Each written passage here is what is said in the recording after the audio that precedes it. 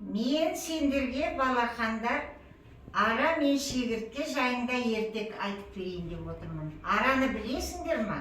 Иә, ара шағып алады. Ол жақсы да жер бар, ол бал береді. Одан кейін шегірткені білесіңдер ма? Ол ұшып секіріп жүреді, иә? Ал енді мен сендерге ара мен шегіртке жайында ертек оқып беремін, сендер тыңдап отырыңдар. Ен далада әндетіп, ұшып келе жатқан шегіртке гүлдердің тәтті шырынын жинап жүрген араны көреді. Ол арадан: «Достым, ұзақ күнге дамыл таппай, жаныңды жеп не істеп жүрсің?» деп сұрады. «Сұрама, әр гүлге бір қонып, дүниені шарлап, тырнақтап шырын жиып жүрмін. Жиған шырынды нендей қажетіне жаратасың?» деп сұрап жатыр шегіртке арадан. «Бал жасаймын». «Балды қайтесің?» «Адамға сыйлаймын. Адам оны жейді, дәрі-дәрмек ретінде пайдаланады. Адам саған не береді?»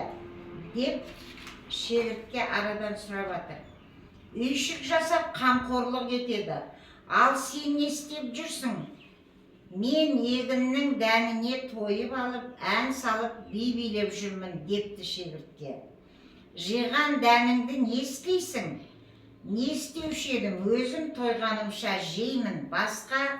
Басқан ізіме у шашатын адамға сыйлайды деп пе едің?»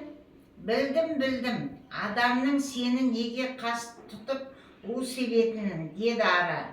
Шегіртке араның сөзін ұнатпай, шыр етіп ұшып кетті.